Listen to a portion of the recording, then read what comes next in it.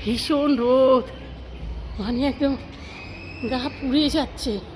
হাতে তো ব্যালেন্স রাখতে পারি না, কোন হাতে আমি ব্যাগ ধরবো আর কোন হাতে ছাতা ধরবো।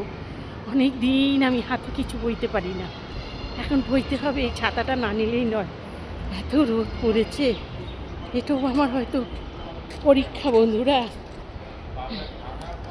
এটা সত্যি, আমার সাথে সাথীতে একটা বিশাল বড় জীবন লড়াই লড়ছে। দারুণ লড়াই যাকে বলে। এখন আমাকে বেরোতেই হবে, কিছু করার নেই। ছাতা নিয়ে নিয়েছি, এক হাতে ছাতা রয়েছে, এক হাতে তোমাদের ছবি তুলছি, বুঝতে পারলে। চলো যাই ফলের দোকানে। এবার যদি এখানে ফল, সাধারণত আমাদের এখান থেকে বাজার অনেক দূর, দেখতেই পাও তো, মাঝে মাঝে বাজার নিয়ে আসি।